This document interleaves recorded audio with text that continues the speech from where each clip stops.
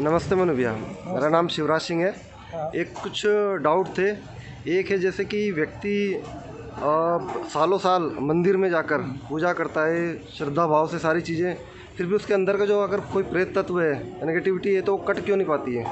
Cut वो इसलिए नहीं पाती क्योंकि हम जो जप करते हैं वो प्रेत को मारने के लिए नहीं करते हैं, काटने के लिए नहीं करते। हमारा जब सीधा हमारे अध्यात्म में चला जाता है, हमारा ओरा बढ़ाता है, हमारी शक्ति बढ़ाता है और हमारा जो आत्म तत्व है उसको प्रखर करता है और हमारे जो बुद्धि है उसकी मलिनता हटाता है और मन की जो है ना बारीकी से मन की जो कमियां हैं, खामियां हैं, उनको निकालता है। यानी कि आपका मन शुद्ध होता चला जाता है, शुद्ध तत्व की ओर बढ़ता है। इसके अलावा जो ईश्वर की तरफ से, भगवान की तरफ से, अल्लाह की तरफ से आपको जो शक्ति मिलती है वो आपके साथ होती है। लेकिन अगर प्रेत होता है तो प्रेत आपके जप को खा जाता है, आपके तप को खा जाता है। और जो क्योंकि जैसे जीते जी अब हमें भगवान पसंद है, ऐसे मरने के बाद उसको ये पता चल जाता है कि जो जप की तरंगे है वो उसको सुख दे रही है, उसको मोटा कर रही है, उसको खाने में अच्छी लग रही है, इस तरह से। एक चीज़ जैसे कि ईश्वर का जप, ध्यान, अनुष्ठान, वो सारा चुप रहे, काम कर लेने दे हमें। हाँ, एक कोई भक्त है सालों साल जप और अनुष्ठान कर रहा है, ठीक है, तो उस जप अनुष्ठान के परिणाम स्वरूप उसके प्रेत या नेगेटिविटी कट नहीं पाई। हालांकि उसने उस स्तर पे किया भी नहीं, वो इंटेंशन के साथ नहीं किया, उसने तो ईश्वर के साथ। यही तो बात है, जब आप इंटेंशन के साथ मंत्र से जो मांगोगे वही मिलेगा। मैं तो मंत्र से प्रेत का हरण मांगता हूँ, हनन मांगता हूँ, मंत्र से प्रेत का मारण करता हूँ, मंत्र से प्रेत को जलाता हूँ, ठीक है ना। लेकिन ये सब कर पाएंगे ऐसा भी नहीं है, क्योंकि जब आप शुरुआत करते हैं और अगर आपको भगवत दर्शन नहीं होता है तो ये आप पे उल्टा हमला कर देते हैं, आपके अंदर घुस जाते हैं। इवन यानी कि आपको एक प्रेत होते हुए भी, और अगर वो पुराना है, अगर आप जप करते हैं तो आपके शर को भारी कर देता है, इतना सर भारी कर देता है कि आपकी जीभ तुतलाने लगती है और आप कभी भी जप नहीं कर पाते। और ये इतने सूक्ष्म क्वेश्चन है जो कभी कोई पूछता भी नहीं है, आपने पूछा, इसके लिए आपका धन्यवाद। मनु भैया, एक चीज़ मैंने भी ये जाना कि समाज में जो बाकी एक बात और रही, एक बात मैं और बताता हूँ। आदमी ये ना समझे कि अब उसने जप किया था इतने साल और उसका जब प्रेत खा गया तो उसको कभी नहीं मिलेगा। ये सेम ऐसे होता है कि जैसे किसी ने किसी का प्लाट कब्जा लिया और उसने सरकार में अपील डाल दी और वो केस लड़ा, केस लड़के फिर वो वापस जीत गया। इसी तरह जब आदमी मर जाता है, मरने के बाद, मरने से पहले उसने जितना भी जप किया है वो सारा जप उसके साथ ही चला जाता है और उसका उससे ऊपर की तरफ गमन होता है। लेकिन जीते जी वो वापस अपने जप और अनुष्ठान का जो प्रभाव है, पुण्य फल है, उसको प्राप्त कैसे कर सकता है? उसको प्राप्त वो तब कर सकता है जब मनु भैया जी जैसे किसी भी आदमी का, व्यक्ति का सहारा लिया जाए, छोटे से किसी महानुभाव का सहारा लिया जाए। जी, एक चीज़ और है मनु भैया कि आपके संपर्क में आने पर ये पता चला कि प्रेत तत्व ऐसा होता है सूक्ष्म कि वो अंदर जाकर प्रवेश कर जाता है और सालों साल तक अपनी उपस्थिति का भान नहीं होने देता है। अदरवाइज़ तो समाज में ये चीज़ कि भूत प्रेत जो बाधा है, जब तक व्यक्ति मुंडी न घुमाए या उसके ऊपर एकदम से निगेटिविटी, डर ना हो, तो उसे पता ही नहीं चलता कि उसके अंदर प्रेत है या प्रेत बाधा है, मतलब एबनॉर्मल काम ना करें। हम यही बात समझते हैं, सारे पढ़े लिखे हैं और सारे पढ़े लिखे अनपढ़ से भी अनपढ़ है। आगे ना हम क्या सोचते हैं जितने भी पढ़े लिखे हैं कि एक तो ये होते नहीं है, जबकि ये उनकी धारणा गलत है। जैसे हम माँ बाप को अपने आप को पैदा होते हुए नहीं देख पाते, इसी तरह हम प्रेत को भी नहीं देख पाते।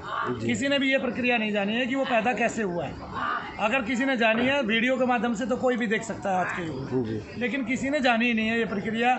और वो स्वभाववश जैसे माँ का पीछा करता है, भूख लगने पे माँ को पकड़ता है, माँ के अंक में जाके लेटता है और उनका जो है आंचल से दूध पीता है स्वभाववश, केवल भूख के कारण। और फिर धीरे धीरे माँ के आसपास जो व्यक्तित्व दिखाई देते हैं उनको उनसे लगाव हो जाता है। इसी तरह ये प्रक्रिया, जैसे आपको फोन की तरंगे नहीं दिखाई दे रही है, पूरा कम तरंगों पे हो रहा है। आपको फोन तो दिखाई दे रहे हैं हाथ में, लेकिन यहाँ से आप कैसे सेकंडों में बातें कर लेते हैं, ये वायु के और शब्द के सहारे से करते हैं। क्योंकि शब्द की शक्ति ही ऐसी है, निराली है कि वो आपको दिखाई दे, ऐसा नहीं है। लेकिन वैज्ञानिकों ने इसको पकड़ना सीख लिया है, प्रेतों की तरंगों को भी पकड़ना सीख लिया और इस तरह से वो भूत प्रेत को पकड़ लेते हैं। वैसे तो जो भूत शब्द इसमें डाला गया है वो गलत डाला गया है। भूत प्रेत का मतलब यह है कि भूत तो हम है पंचभूत के शरीर को, और प्रेत हुआ है जो आत्मा मलिनता के साथ, काम आदि क्रोध भाव के साथ और अग्नि तत्व के साथ जो है आपके शरीर में रहती है। जी जी मनु भैया, एक क्वेश्चन और था, जैसे कि आत्मा, हमारी आत्मा तो आत्मा है, सामने वाले की आत्मा प्रेत आत्मा हो गई, ठीक है। आत्मा के अंदर अथाह शक्ति है, असीम शक्तिशाली है, जैसे गीता में कहा गया है। वो तो आपके शरीर में जो आत्मा जो शरीर उसमें, लेकिन उसमें तो वो तो मलिन है, तब उसमें इतनी दिखाई देती है आपको। जो मलिन नहीं है उसमें तो और ज़्यादा शक्ति, उसमें शक्ति नहीं है। लेकिन मनु भैया, एक चीज़ है, जैसे मैंने आपके जो पुराने वीडियो देखे हैं, एक आत्म तत्व मरने के बाद, शरीर के बाद जो आत्मा होती है उसके अंदर अपनी खुद की पावर नहीं होती कुछ भी, लेकिन अगर कोई तांत्रिक उसको उपयोग करे कैद करके, तो उसकी शक्ति 1000 गुना हो जाती है।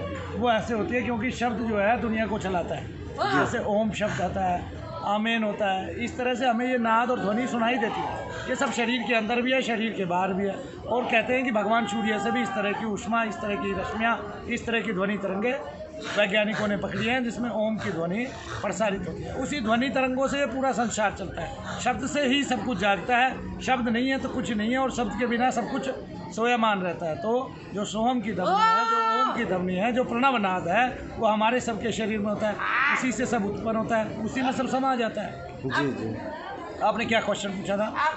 मैंने एक चीज़ यही पूछी थी कि जस्ट जो है आत्मा का जो पावर है वो कोई तांत्रिक जब यूज करता है ना, तब वो उसकी 1000 गुना होती क्योंकि है। शब्द यूज करता है, इसलिए उस आत्मा मलिन नहीं होती, उस मलिन तत्व को पकड़ लेता है, उस अग्नि तत्व को पकड़ लेता है और वो बंधन में कर लेता है। चूँकि वो आत्मा के साथ रहता है, तो वो आत्मा जो है पहले वाइट होती है, कलर भी वाइट होता है, लेकिन उस पर अग्नि तत्व का आपका ओरा चढ़ा जाता है, तो वो काली दिखाई देती है और उसको पकड़ लेता है। और किसी किसी को जैसे स्वरूप में नजर आती है, तांत्रिकों को ये स्वरूप में नजर आती है। जैसे मान लिया मेरा नाम मनु है या मनोज कुमार है, जैसे मैं मरूँ मैं नाम से ही पुकारा जाऊँगा और नाम से ही बोलूँगा, तो तांत्रिकों को तकरीबन नाम पता होता है, वे अपने आसपास के मरने वालों को तुरंत पकड़ लेते हैं। तो ये तो मनवीय एक चीज़ हो गई कि और पहली बात तो तांत्रिक शमशान में ही रहते हैं, उनको ये भी पता होता है आज कौन मरा है, कौन नहीं मरा है, कहाँ का था, कहाँ का नहीं था, सारी जानकारी वो पंडितों से ले लेते हैं पैसों में, और पैसों में सब बिकता है। जी जी। गीता में जैसे एक चीज़ कही है कि आत्मा न पैदा होती है न मरती है और निर्विकार होती है, विकार नहीं होता है।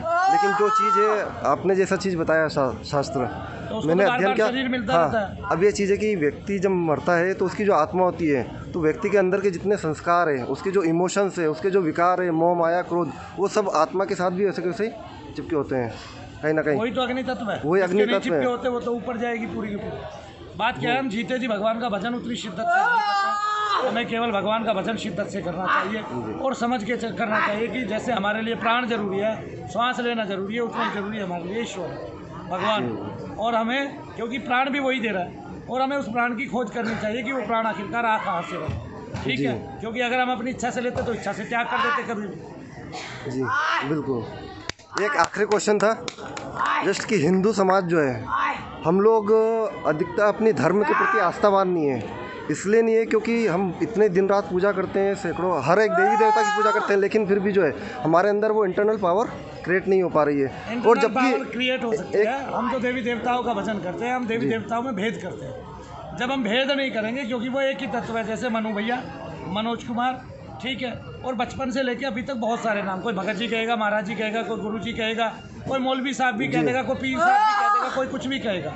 जब मनु भैया के इतने सारे नाम है तो उसके तो बहुत, उसके भी बहुत नाम है। सही और बात। उसको किसी भी नाम से पुकारा जाता है। इवन जैसे मान लिया मैं शनिदेव को पूछता हूँ, तो मुझे किसी भी देवता को छोटा ना समझ के और उसको सबके बराबर का समझ के और किसी में भी भेदभाव ना करके जब हम उसकी शिद्दत से पूजा करते हैं, तो वो आता है, बाकायदा दर्शन देता है, और जितनी बार वो आएगा दर्शन देगा, आपकी शक्ति उतनी बढ़ जाएगी। और ये ज़रूरी नहीं है आपको कोई देवता जो है ना वहाँ तक ले जाए, आपको केतु भी जो है भगवान के दर्शन करा सकता है। देखो हमारे कठोपनिषद में एक क्वेश्चन आया है, एक कठोपनिषद में एक जो है धारणा है, एक पूरी कहानी है नचिकेता को जो आत्मज्ञान है वो यमराज देते हैं, जबकि वो शनिदेव महाराज के छोटे भाई हैं, है ना। नीलांजन समाभासम रविपुत्रम यमाग्रजम छाया मातंड शंभुतम तम नमामिम शनेश्वरम। तो यमाग्रजम यानी कि यम के भी जो, अरे भाई इसको उठा के उधर ले जाना, यम के भी जो अग्रज है, यम के भी जो अग्रज है वो शनिदेव महाराज है। सरदार जी उठा के इसको हाथ पकड़ के पीछे ले जाओ, चल चले आते।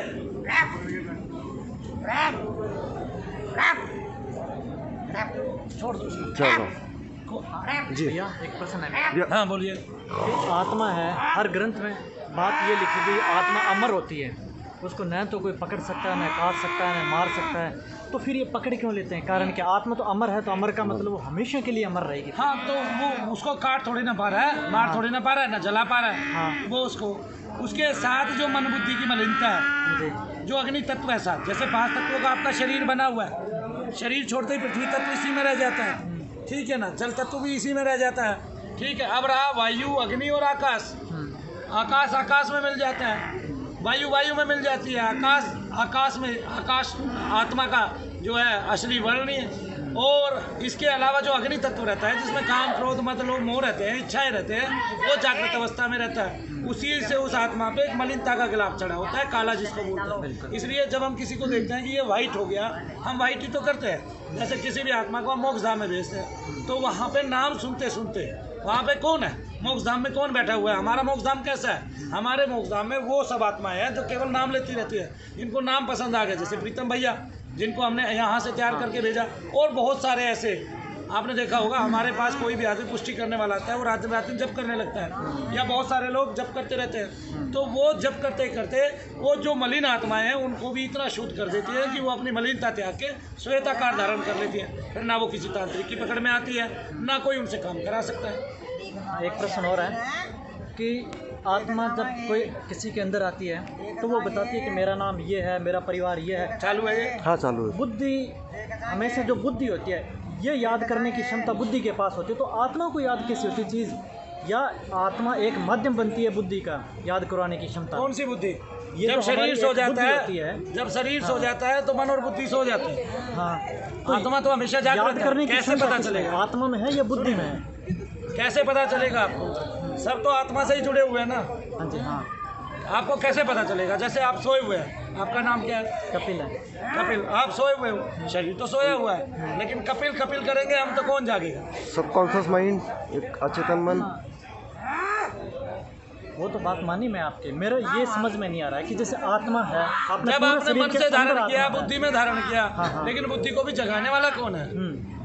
आत्मा ही है बुद्धि। तो जब आत्मा तत्व के यानी कि आत्म तत्व के आप दर्शन कर लेते हैं, जब दर्शन कर लेते हैं तो आपके अंदर इतनी शक्ति आ कहाँ से जाती है कि आप अगला भी बता देते हैं, पिछला भी बता देते हैं, आप योगी हो जाते हैं, अमर हो जाते हैं। अच्छा, आप योग को धारण कर लेते हैं। मतलब इसका कहने का मतलब ये है कि जो हमारी याद करने की जो क्षमता होती है, जो भी कोई चीज़ को याद करनी, वो सिर्फ बुद्धि में नहीं होती, वो आत्मा के अंदर होती है वो शक्ति। होती तो बुद्धि में ही है, हाँ, लेकिन बुद्धि भी माध्यम है। हाँ माध्यम है, मेन आत्मा के अंदर वो पावर होती अरे भाई, आपके मन और बुद्धि को शरीर में ही छोड़ दे है। हाँ, और आत्मा को निकाल ले जाए तो काम करेगा? नहीं तो करेगा। संचालित भी तो वो भगवान का तेज ही कर रहा है ना। तेज ही उस कर तेज का नाम आत्मांश है, अच्छा, वो तेज ही भगवान का है हाँ जी। बस। अच्छा, मतलब अगर आत्मा की पावर बढ़ेगी तो हर चीज़ याद करने की जो स्मरण शक्ति होती है वो भी पावर बढ़ेगी। तो उसके पास पहले से है। हाँ जी, हाँ। धूमिल हो गई है। हमारी स्मरण शक्ति जो है वो मिट गई है, अच्छा, खत्म हो गई है। वो शब्द लेने से जागती है। अच्छा, आपकी नाभि के नीचे से शब्द उठता है मूलाधार से, वो शब्द ऊपर की तरफ चलता है। आप अपने 6 चक्रों के माध्यम से उसको देखते चलते हैं, 6 चक्रों में वो गमन करता है। लास्ट में जाके जो मात्र शक्ति है वो भगवान शिव से मिल जाती है, यहीं पे आत्मदर्शन हो जाता है। यही आपका चिदाकाश है, यही हृदयाकाश है, यही अत्राकाश है, यही धैर्याकाश है, यही हृदयाकाश है। आगे सुन, जैसे आपकी नाभि के नीचे कुंडलिनी शक्ति है, वो माता पार्वती हैं एक तरह से, उनकी गोद में गणेश जी बैठे हैं। गणेश जी मूलाधार के स्वामी हैं। अब उनकी नाभि में जो है क्या कहते हैं, उनकी नाभि को वर्ण किया हुआ है किसने? शेषनाग ने। शेषनाग जी उनकी नाभि से ऐसे बंधे हुए हैं, ठीक है। जब तक गणेश जी वहाँ से नहीं उठते हैं तब तक वो मात्र शक्ति ऊपर की तरफ नहीं चलती। गणेश जी ने काम का, क्रोध का, मद का, लोभ का, मोह का नाश किया। कामासुर क्रोधासुर मारे, मया अंतासुर संगारे, करबत व्यास अनुनकीनी दंत तोड़ गीता लिख देनी। तो इनको मारने वाले काम को, क्रोध को, मद को, लोभ को, मोह को सर्वप्रथम गणेश जी है। तो हमें इसलिए सर्वप्रथम गणेश जी की पूजा करनी चाहिए, गम बीज का जप करना चाहिए, जिससे हमारे अंदर भीषणता से काम घटे, क्रोध घटे, मोह घटे, लोभ घटे, ठीक है ना। जैसे हम पैसे के लिए आयमरी करते हैं, गाड़ियों के लिए आयमरी करते हैं और अन्य चीज़ों के लिए आयमरी करते हैं, दुनिया भर की इच्छाएं हमने जागृत कर रखी हैं, वो सब गणेश जी का भजन करने से हटती है। और एक बात, गणेश जी जहाँ और जितने पूजे जाते हैं उस देश में, उस प्रांत में उतनी ही समृद्धि आती है। जैसे गणेश जी मुंबई में पूजे जाते हैं तो मुंबई सबसे ज़्यादा समृद्ध है, बोलो है कि नहीं? मुंबई के पीछे है सब, सबसे पहले कौन है? मुंबई। आज भी मैं बता रहा हूँ आपको, सबके सब मुंबई के पीछे है। और सबसे पहले कौन है? मुंबई है, मुंबई है। अब देखो ये सारा का सारा ना वातावरण का फर्क पड़ता है। कैसे पड़ता है? जब तक ग्वाले रहे, जब तक गरीब रहे, तब तक यूपी में रहे भगवान कृष्ण, और जब अमीर हो गए तो उन्होंने द्वारका नगरी बसा ली। कहाँ बसा ली? गुजरात में जाके। अब गुजराती अमीर है कि गरीब है? तो गुजरात में इतना धन आया कहाँ से? वहाँ उनके चरण पड़े हुए हैं, ठीक है ना। यहाँ आप यूपी के सारे क्षेत्रों में आपको भक्ति मिलेगी, वहाँ ऐश्वर्य और धन मिलेगा। मुंबई में रिद्धि सिद्धि मिलेगी, और भगवान शंकर के धाम पे वहाँ भक्ति मिलेगी और गंगा मिलेगी। हाँ गंगा। फिर जो बच्चा है वो कचड़ा के खाना के लिए तरसता है, उसको भगवान को कैसे पता है कि वो भगवान है? उसको तो कुछ नहीं पता है। इतना बड़ा बच्चा कचड़ा में खाना के लिए तरसता है, उसको भगवान कौन बताया कि वहाँ पे भगवान है? ये चीज़ मेरा को देखो मैम, जैसे मान लिया मैंने मौन किया, पहली बार 40 दिन का मौन किया मैंने, उस मौन में कोई भारत का एक बहुत बड़ा उद्योगपति मेरे पास था, उस मौन में वो मेरी सेवा कर रहा था। उस मौन में एक दिन वो मेरे पास आ गया, ठीक है ना, और मन में ऐसी ऐसी इच्छाएं हुई कि मैंने उससे बात करनी थी, ये था। हालांकि लिख के कुछ क्वेश्चन के वो भी पूछ लिए, सवाल जवाब कर लिए, लेकिन मैंने उनसे बात करनी थी। जब वो गए तो फिर पता चला असली मौन तो ये है नहीं, क्योंकि मन का मौन तो हुआ ही नहीं, केवल जीव्या का ही तो मौन हुआ। भगवान जब आप कुछ करने लगते हो तो वो सद्बुद्धि देता चला जाता है अपने आप। छोटे से बड़ा भी तो वही करता है भाई, तो जब छोटे से बड़ा करता है तो बुद्धि का विकास भी तो वही करता है, इसलिए तो वो ठोकरे देता है। वो उतार चढ़ाव आदमी को देता है इसलिए ताकि इसकी बुद्धि बढ़ जाए। अगर वो गरीबी ना दे तो अमीरी का एहसास कैसे होगा आपको, और अमीरी दे दे तो गरीबी का एहसास नहीं होगा। तो इसलिए अमीर को गिराता रहता है, गरीब को उठाता रहता है। और हर क्षेत्र में, आध्यात्मिकता के क्षेत्र में भी, अमीरी गरीबी के क्षेत्र में भी, शरीर के विकास के क्षेत्र में भी, एक को पंगु भी तो बना देता है, एक को गूंगा बना देता है, एक को अंधा बना देता है, एक को बचपन से ही लंगड़ा लूला बना देता है। मेरा एक प्रश्न हो रहा है कि ये जितने भी ये फ्रॉड जो बाबा थे, इनके पास आपने सुना होगा कि लोग जाते हैं और उनका काम एकदम सही हो जाता है। वो फ्रॉड और काम सही हो रहे हैं, इसका क्या रीज़न होता है? इसका रीज़न ये है कि ये लोग जिन पाल के रखते हैं, और जिन्नात जो है ये ऐसे काम कर सकते हैं कि जैसे मान लिया मैं जाता हूँ कि भाई मेरे पापा मेरी मम्मी की बात नहीं मानते, अब मैं ये करने गया तो वो क्या करेंगे, मेरे पापा के सर पे एक जिन छोड़ देंगे। अब उस जिन को आदेश दे देंगे कि इनकी जो पत्नी है इनका नाम ये है, ये कहे यहाँ पे बाथरूम जाना है तो वहीं बाथरूम जाएगा, ये कहे यहाँ पे ये करना है तो वहीं जाएगा, क्योंकि जिनका कब्जा हो गया है सर पे, या प्रेत का कब्जा हो गया है, चुड़ैल का कब्जा करा दिया। जैसे किसी ने किसी की बुद्धि का विकास रोकना है कि भाई मैंने इनके बच्चों को पढ़ने नहीं देना, वो औरत तांत्रिक के पास जाएगी, कहेगी मेरे पड़ोसी के बच्चे पढ़ नहीं जाए, तो वो उनको हानि दे देगा, उसके दिमाग पे शैतान को बैठा देगा। और जब भी वो किताब लेके, वैसे जीवन के सारे काम करे, लेकिन किताब लेके जब भी बैठेगा तो ऐसे हो जाएगा जैसे टनों वजन रखा हुआ है। और ऐसे केस मेरे पास 10 से 15 आए, या नींद आने लग जाएगी, मतलब लक्षण अलग अलग हो सकता है ना, इस तरह से। आप मेरे से कुछ भी क्वेश्चन पूछ सकते हो, कोई भी क्वेश्चन, बिल्कुल एकदम। और जहाँ तक मेरी बुद्धि जवाब जानती है मैं वहाँ तक जवाब देने की कोशिश करूँगा, क्योंकि थोड़ी बहुत भक्ति तो भाई हमने भी की है। हम ये नहीं कहते हम पूर्ण रूप से महात्मा हैं, हम ये भी नहीं कहते सारे सवालों के जवाब हमारे पास हैं, लेकिन भूत प्रेत को लेकर आप जितने भी सवाल करते हैं वो है मेरे पास। अब एक क्वेश्चन और है मनु जी, आपने कहा कि हर चीज़ का जो है जब नाम लिया जाए, शब्द में बहुत जान है, तो हमने मतलब काफ़ी जप किया लॉन्ग टाइम, 20-22 साल। अब वो एक प्रेत तत्व अंदर था तो वो सारा चीज़ उसके पास चला गया, तो अब उसको इसी शरीर में कैसे वापस पुण्य लाया जाए? इस शरीर में तो मनु भैया की सहायता से, इसलिए मैं कहता हूँ तो जब कैसे मैं आप ओम विधि आगे बताइए लगाओ, ओम कुछ। पीछे लगाओ, ओम आगे लगाने से, ओम पीछे लगाने से उसमें बाह्य वायु प्रविष्ट नहीं होगी, तो प्रेत को पता ही नहीं चलेगा आपने जप किया है। अच्छा, किसी भी तरह का आपके मंत्र शरीर हो। में रहते उसको पता ही नहीं चलेगा आपने जप किया है, ठीक है ना। लेकिन इसको लोग, मैं देखता हूँ, मैं बताता तो हूँ, लेकिन इसको लोग ठीक से कर ही नहीं पाते। उन्होंने जब तक यहाँ पे परिसर में रहते हैं दरबार में तब तक तो होता है, जब यहाँ से बाहर निकलने के बाद जो है तो सांसारिक काम याद आते हैं सांसारिक ना, कार्य, बताइए, बिल्कुल, इच्छाएं जाग जाती है, बहुत कुछ हो मलिनता जाता चढ़ जाती है। हाँ। जी, आपने वैसे बहुत अच्छे क्वेश्चन पूछे, इन भैया के लिए तालियां बजा दो भाई। तो मैं चाहता था कि ऐसे कोई देवों के देव को महादेव कहते हैं, और जो दुखों का हर ले मनु भैया का शनिदेव कहते हैं। जय शनिदेव, जय शनिदेव, जय शनिदेव।